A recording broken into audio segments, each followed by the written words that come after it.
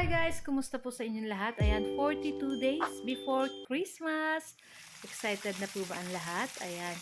So, ingat-ingat pa rin po at meron tayong mga laging padating na bagyo. Ayan. So, for today's video, ay tara at samahan niyo pa magluto nitong ating ginataang papaya.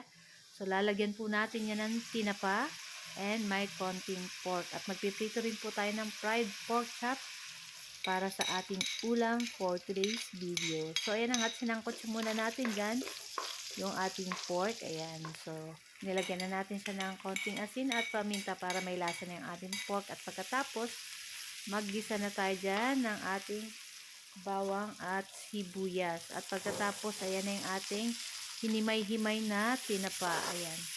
Isama na natin dyan. Halu-haluin na rin natin. At pagkatapos, guys, ayan yung ating pangalawang gata, ilagay na natin.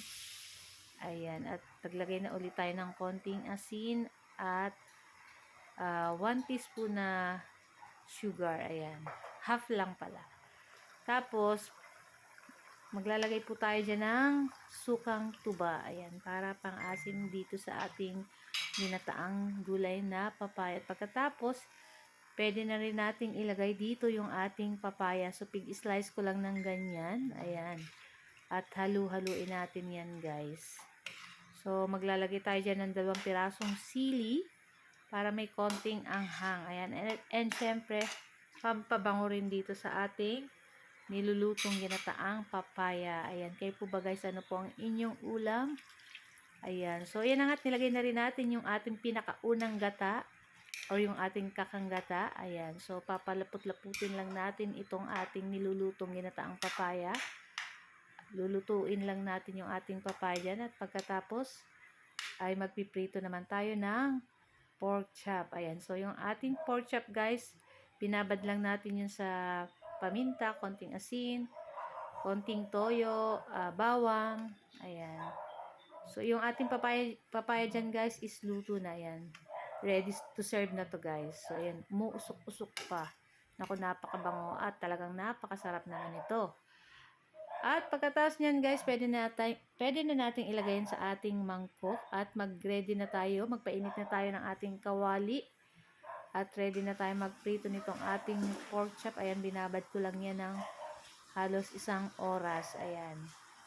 So, pagkatapos, meron tayo ditong konting harina at konting breading mix na pig mix para pampa-crispy dito sa ating fried pork chop. Ayan.